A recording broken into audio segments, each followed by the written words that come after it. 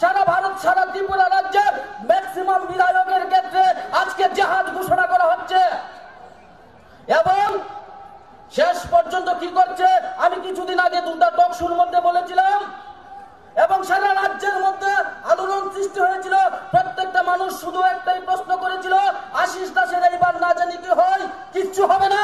আমি জানতাম কিচ্ছু হবে না। আমি সত্যের প্রতি আমি সত্য উদ্ঘাটন করেছি। ৩৭ লক্ষ মানুষ নয়, ভুল বলবো না, আমি মাননীয় মহোদয়ের মতো ভুল বলবো না। ত্রিপুরা রাজ্যের মধ্যে ৩৭ লক্ষ মানুষ নেই, ৪০ লক্ষের উপরে হবে।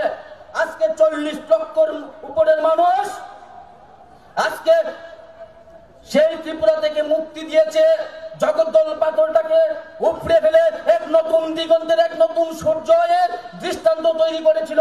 কিন্তু আজকের দিনে দাঁড়িয়েও আমরা সেই স্বাধীনতা, আমরা কি রাজনৈতিক স্বাধীনতা ভোগ করছি কিনা? এইবার প্রশ্ন, 18 নির্বাচনের আগে শুধু আপনাদের নয়, মিডিয়ার মাধ্যমে সমস্ত ত্রিপুরা রাজ্যের সমস্ত পরিবর্তনকামী মানুষদেরকে আমি বলছি, যারা ভারতীয় জনতা পার্টি করেছিলেন শুধু তারাই নয়, ভারতীয় জনতা পার্টিকে প্রতিষ্ঠিত করার জন্য শিক্ষক কর্মচারী মহল যারা রাজনীতি করেনি, ভারতীয় জনতা পার্টিকে প্রতিষ্ঠিত করার জন্য ব্যবসায়ী, ভারতীয় জনতা পার্টি থেকে প্রতিষ্ঠিত করার জন্য প্রত্যেকটা ধর্মীয় সংগঠন সাহায্য করেছিল, প্রত্যেকটা ধর্মীয় সংগঠন সাহায্য করেছিল। কিন্তু আজকের দিনে দাঁড়িয়ে প্রত্যেকের এই প্রশ্ন, আমরা কি করলাম, কি হলো, কি ভেবেছিলাম? একটাই প্রশ্ন আপনাদের কাছে ছুটছে, সারা রাজ্যের প্রত্যেকটা পরিবর্তনকামী মানুষের কাছে আমার আবেদন, প্রত্যেকটা পরিবর্তনকামী মানুষের কাছে প্রশ্ন, 18 নির্বাচনের আগে যদি আমরা পরিবর্তন করতে পেরেছিলাম, আজকে আমরা ভীতু কেন?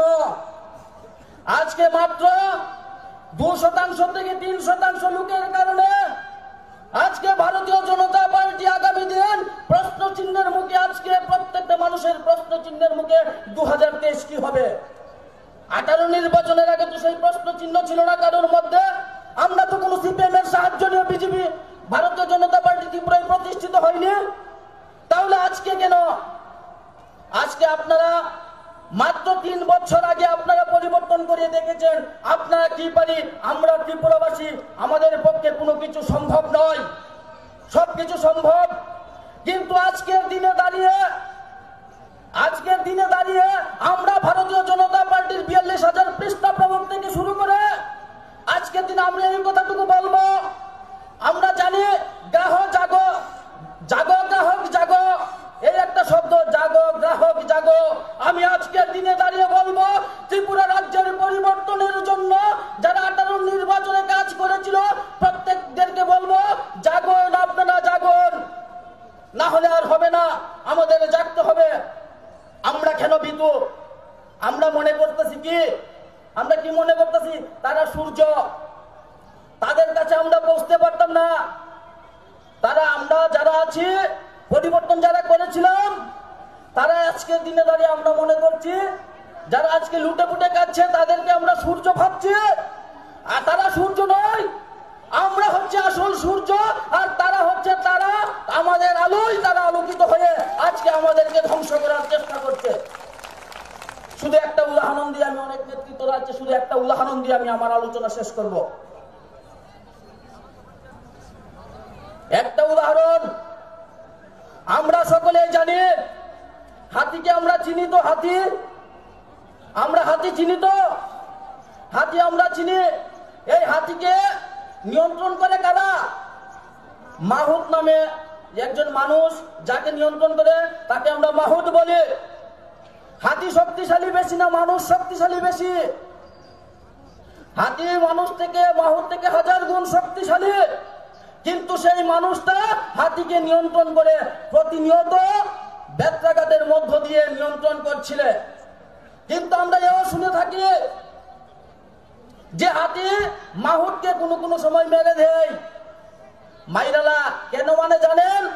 যখন হাতি বুঝে আরে তার দ্বারা আমি নিয়ন্ত্রিত হচ্ছে, ক্ষুদ্র একটা মানুষ যার থেকে আমার 1000 গুণ শক্তি বেশি, যখন সে তার শক্তি সম্পর্কে অবগত হয় তখন সে মাহুতকে মেরে দেয়।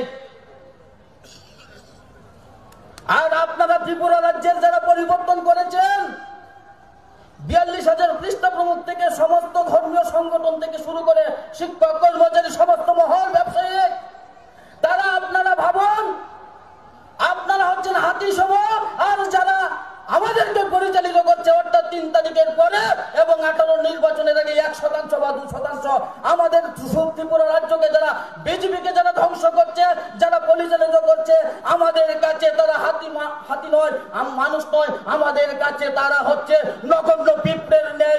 আপনারা জাগুন, আপনাদের শক্তি সম্পর্কে অবগত হন। যেদিন আপনারা শক্তি সম্পর্কে অবগত হবেন সেই দিন সেই পিঁপড়েরা খতম হয়ে যাবে। আমি আর আলোচনা দীর্ঘায়িত না করে আমি আবারও শুধু মজলিসপুরের আলোচনা নয়, সমস্ত রাজ্যবাসীর কাছে আমি আপিল করব, জাগো ত্রিপুরাবাসী জাগো, আর নয় একটা শেষ বিহিত হওয়া চাই। আমরা 23 আবার ভারতীয় জনতা পার্টি 23 নয়, শুধু আমরা দীর্ঘজীবী একটা রাজনৈতিক দল করব, আমরা 30 বছর রাজনীতি করব, এই আশা এবং আকাঙ্ক্ষাটুকু রেখে উপস্থিত আমার সাংবাদিক বন্ধু থেকে শুরু করে সমস্ত মজলিসপুরবাসী এলাকার এবং সমস্ত রাজ্যবাসীকে আমার প্রণাম এবং নমস্কার জানিয়ে আমি আমার আলোচনা শেষ করছি। সকলকে নমস্কার। জয় হিন্দ, বন্দে মাতরম, ভারত মাতা কি জয়। অনেক অনেক ধন্যবাদ শ্রদ্ধেয় বিধায়ক আশিস দাস মহোদয়কে।